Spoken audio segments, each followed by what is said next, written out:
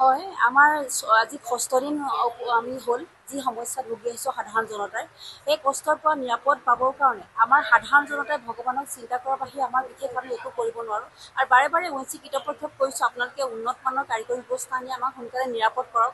বিশেষকৈ আমি এছ কে হস্পিটেলক গৰিহণা দিছোঁ এইটো কাৰণে তেওঁলোকে কেলে যদি ভাল কাৰিকৰী ব্যৱস্থা নাছিলেই তেওঁলোকে আগবাঢ়ি চিন্তা নকৰি কিয় এনেকুৱা প্ৰদূষণ আমাক সৃষ্টি কৰিলে।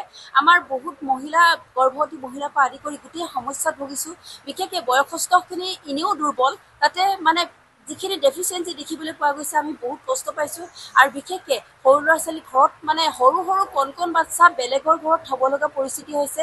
বিশেষকৈ আপুনি অঞ্চলটো দেখিবই গাড়ীয়ে বস্তু অনা নিয়া কৰিছে খালী হ'বলৈ আৰু ভিতৰৰ পৰা এটা ৱাৰ্ণিং আহিছে আপোনালোকে সদ্যহতে বস্তুবিলাক খালী কৰক তেনেকুৱা এটা পৰ্যায় পাইছেগৈ হয়তো দ্বিতীয় বাগজানলৈ ৰূপান্তৰিত হ'ব।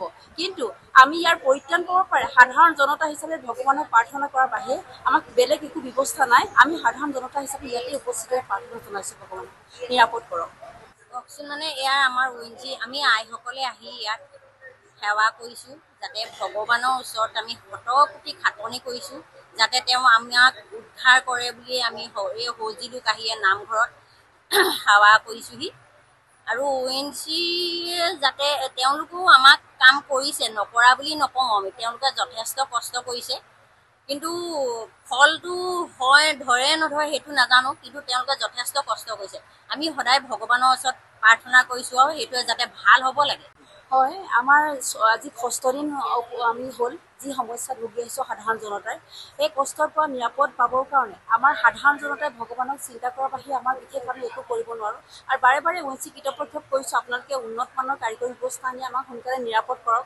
বিশেষকৈ আমি এছ কে হস্পিটেলক গৰিহণা দিছোঁ এইটো কাৰণে তেওঁলোকে কেলে যদি ভাল কাৰিকৰী ব্যৱস্থা নাছিলেই তেওঁলোকে আগবাঢ়ি চিন্তা নকৰি কিয় এনেকুৱা প্ৰদূষণ আমাক সৃষ্টি কৰিলে। আমাৰ বহুত মহিলা গৰ্ভৱতী মহিলাৰ পৰা আদি কৰি গোটেই সমস্যাত ভুগিছোঁ। বিশেষকৈ বয়সস্থখিনি এনেও দুৰ্বল তাতে যিখিনি ডেফিচিয়েঞ্চি দেখিবলৈ পোৱা গৈছে আমি বহুত কষ্ট পাইছোঁ আৰু বিশেষকৈ সৰু ল'ৰা ছোৱালী ঘৰত সৰু সৰু কণ বাচ্চা বেলেগৰ ঘৰত থ'ব লগা পৰিস্থিতি হৈছে। বিশেষকৈ আপুনি অঞ্চলটো দেখিবই গাড়ীয়ে বস্তু অনা নিয়া কৰিছে খালী হ'বলৈ আৰু ভিতৰৰ পৰা এটা ৱাৰ্ণিং আহিছে আপোনালোকে সদ্যহতে বস্তুবিলাক খালী কৰক তেনেকুৱা এটা পৰ্যায় পাইছেগৈ হয়তো দ্বিতীয় বাগজানলৈ ৰূপান্তৰিত হ'ব। কিন্তু আমি ইয়াৰ পৰিত্ৰাণ পাব পাৰে সাধাৰণ জনতা হিচাপে ভগৱানক প্ৰাৰ্থনা কৰাৰ বাহিৰে আমাক বেলেগ একো ব্যৱস্থা নাই। আমি সাধাৰণ জনতা হিচাপে ইয়াতে উপস্থিত হৈ প্ৰাৰ্থনা জনাইছোঁ ভগৱানক নিৰাপদ কৰক।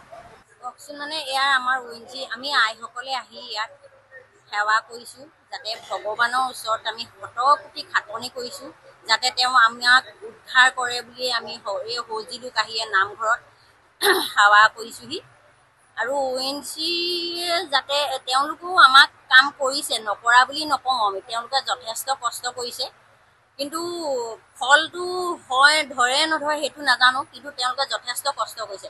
আমি সদায় ভগৱানৰ ওচৰত প্ৰাৰ্থনা কৰিছোঁ আৰু সেইটোৱে যাতে ভাল হ'ব লাগে।